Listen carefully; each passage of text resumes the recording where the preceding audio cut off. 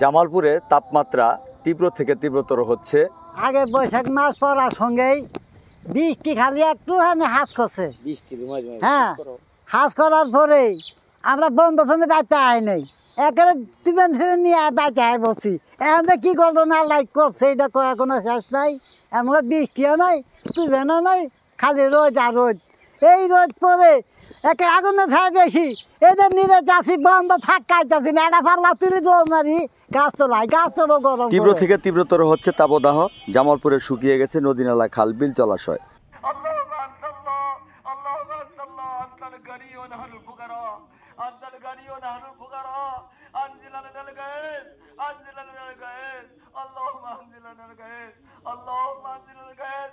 যমুনা ব্রহ্মপুত্র নদ নদের বুকেও নেই পানি প্রবাহ।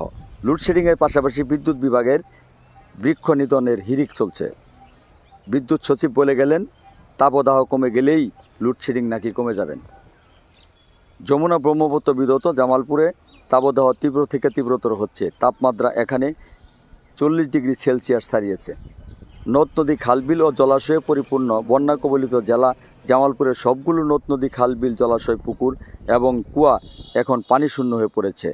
বলতে গেলে বন্যা কবলিত জামালপুর এখন মরুপ্রান্তর। ওরা গজব ফেলাইছে, মানুষের ইনান কামান নাই।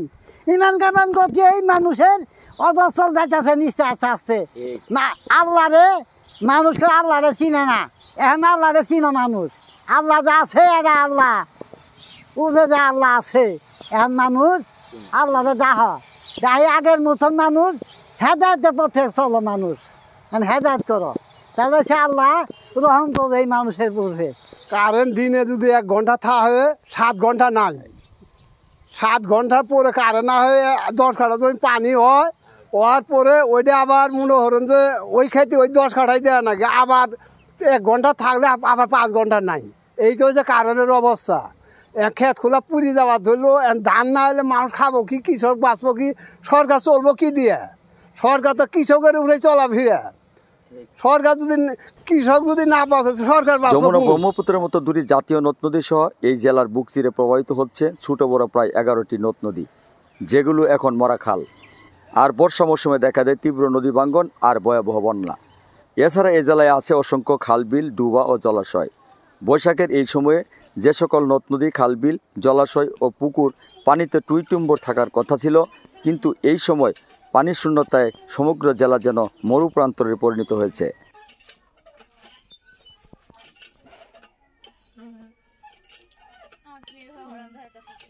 তীব্র তাপদাহ আর পানির শূন্যতায় জামালপুর জেলা যেন খা খা করছে।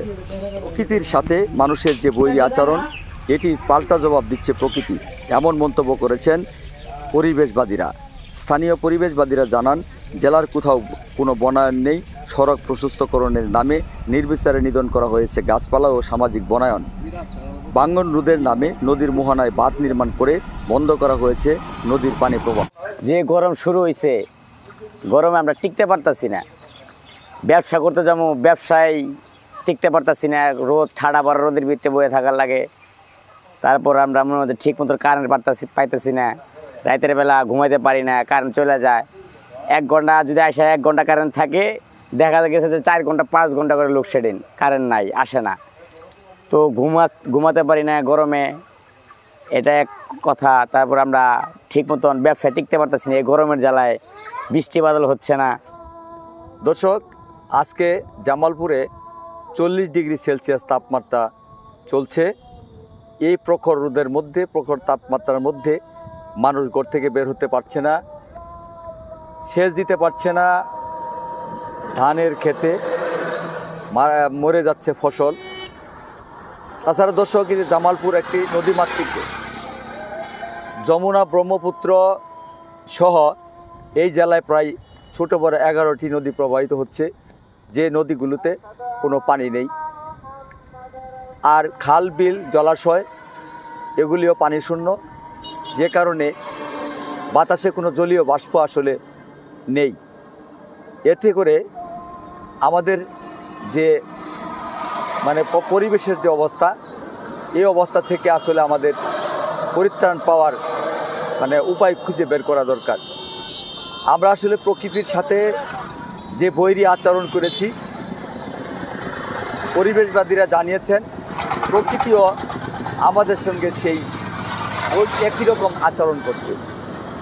আমরা রাস্তা প্রশস্তকরণের নামে যেভাবে গাছ নিধন করেছি, বাড়িঘর হাটবাজার নির্মাণের নামে যেভাবে জলাশয়, প্রাকৃতিক জলাশয়, নদী, খাল, বিল, পুকুর ভরাট করেছি, আজকে সেটিরই পাল্টা জবাব দিচ্ছে প্রকৃতি। এই তাপদাহ থেকে বাঁচতে দেশের বিভিন্ন জেলায়, বিভিন্ন জায়গায় ইস্তেখার নামাজ কিন্তু আদায় করছে মুসল্লিরা। তো ইসলামপুরেও এরকম নামাজ আদায় করা হচ্ছে, মাদারগঞ্জে হচ্ছে, জামালপুর সদরে হচ্ছে, বিভিন্ন জায়গায় কিন্তু আল্লাহ রাব্বুল আলামিনের কাছে রহমতের বৃষ্টির জন্য মানুষ খোলা মাঠে নামাজ আদায় করছে।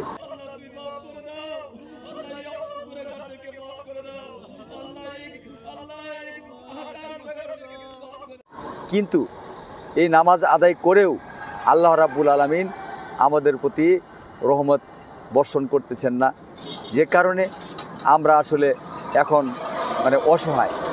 আর এই নদীমাতৃক জামালপুর, এই বৈশাখ মাসের যে মৌসুম চলছে, এই বৈশাখ মাসে নদীগুলো, খাল বিলগুলো কিন্তু আসলে পানিতে টইটুম্বুর থাকার কথা ছিল। কিন্তু আজকের এই সময়ে যে পরিবেশের সাথে মানুষের যে বৈরী আচরণ, প্রকৃতির সঙ্গে মানুষের যে বৈরী আচরণ, এই আচরণের কারণেই নাকি প্রকৃতি আমাদের বিরুদ্ধে পাল্টা বৈরী আচরণ করছে। এতে করে যে বৈশাখ মাসে পানিতে ভরপুর থাকার কথা ছিল এই নদীমাতৃক জেলা জামালপুর, এই জামালপুর কিন্তু এই বৈশাখ মাসে পানি শূন্য অবস্থায় একটি মরুপ্রান্তরে পরিণত হয়েছে। তো দর্শক, দীর্ঘ সময় আমাদের সাথে ছিলেন, আমাদের সাথে থাকার জন্য আপনাদের অসংখ্য অসংখ্য ধন্যবাদ। আবার দেখা হবে অন্য কোনো বিষয় নিয়ে। সেই পর্যন্ত ভালো থাকবেন, সুস্থ থাকবেন। মহান আল্লাহ রাব্বুল আলামিন সবাইকে হেফাজত করুক। আমিন সুম্মা আমিন। আল্লাহ হাফেজ।